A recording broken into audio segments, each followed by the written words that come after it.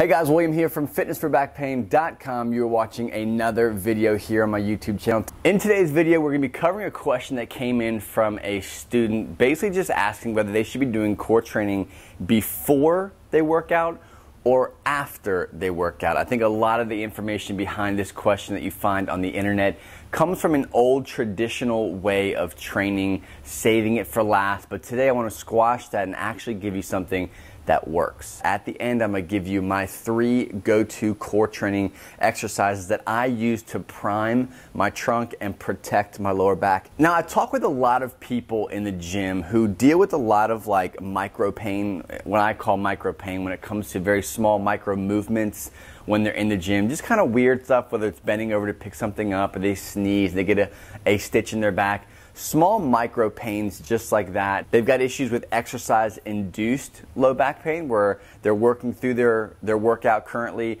and halfway through or towards the end their back starts stiffening, it gets tight, it gets painful. That's what I call exercise-induced low back pain. Or just simply doing exercises like doing bent over rows, doing planks, doing push-ups.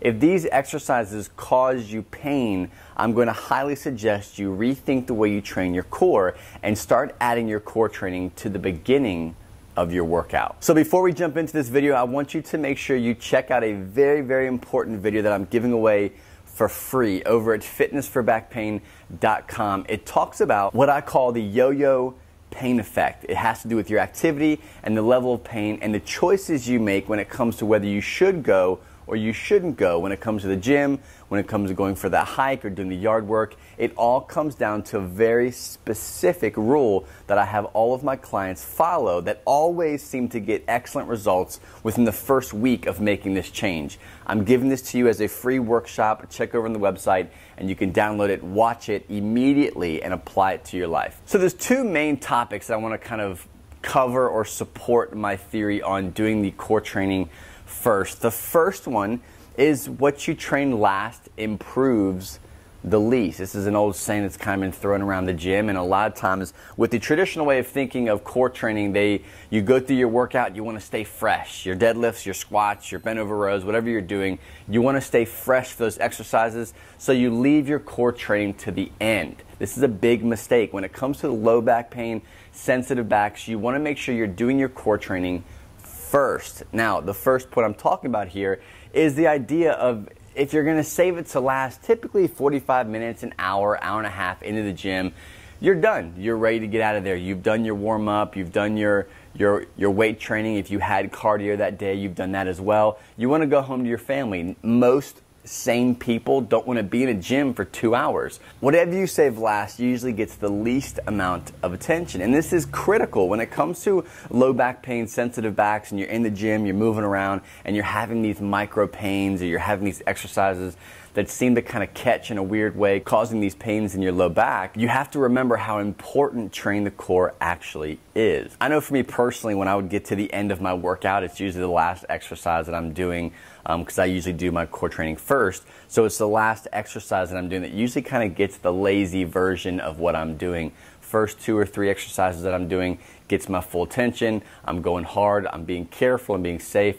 But those last few sets, you're just like, you know what? I'm trying to get out of here, trying to get home. It's taco night. I don't want to be here in the gym. I don't want to sit here and go slow and take my time. So that's where a lot of the weird exercise-induced pain and the injuries that people experience typically happen. Now, this leads into my second point, which is if you're training your core first, this means your body is primed for what you're going to be doing. Now, an example I like to use is just the typical bicep contraction, right? If I have you to just flex your bicep and you just try to flex as hard as you can, cold, right? You're going to flex it, it's going to contract, you're going to engage muscle fibers, it's going to happen.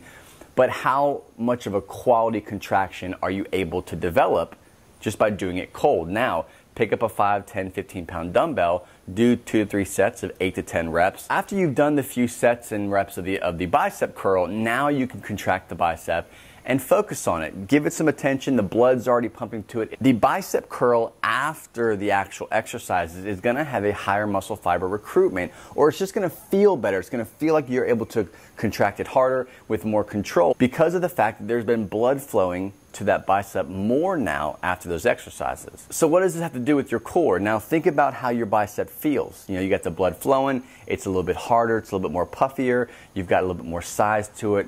Think about how that happens with your spine. You've got muscles that go up and down your spine that make up your trunk. So if you're training your core first and you're getting the blood flowing to that specific area, not just your abs, the front of your stomach, but the obliques, you're doing the entire core, your glutes, upper, mid, back, you're doing the things that engage these muscles, well, that's gonna result in more support of the spine. Now, is this a permanent fix? Is doing 1 to 2 core exercises gonna fix your back pain? No, that's not the whole point of the video. The whole point of the video is to eliminate exercise-induced pain.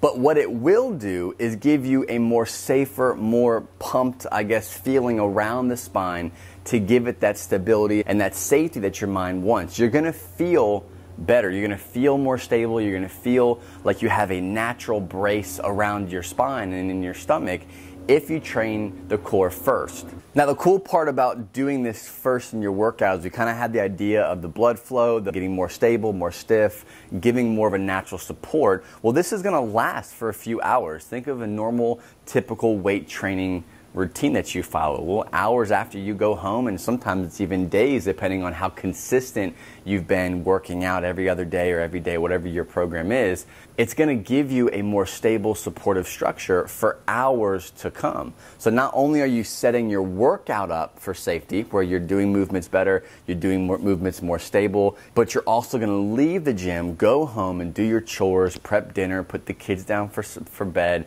whatever you may be doing, and you're still going to be having that strong supportive structure because one, you focused on it first, you gave it good attention, you're actually training the core.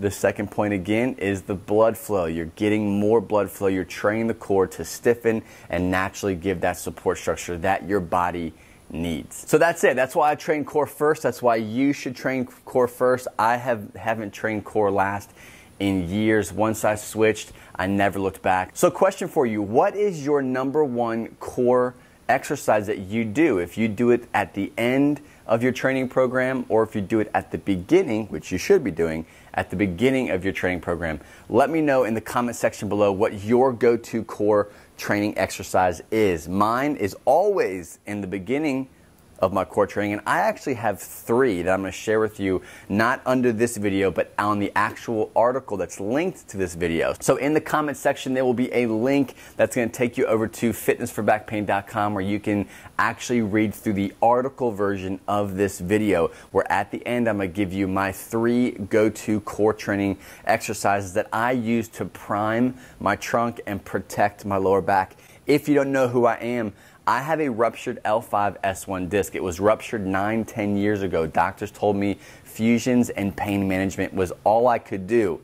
I don't have any of that. I don't have any surgery. I don't have any kind of pain management. And I use strategies just like this in this video and the core exercises you're going to see at the article to bring myself to where I am at now, 0 chronic pain. So if you want my 3 core training exercises that I use before my workouts, go over to the website, pick it up for free. Just read the article. Thanks so much, guys. Appreciate you watching. Make sure you subscribe and hit the bell so you get notified of every video that I put out every single week. See ya.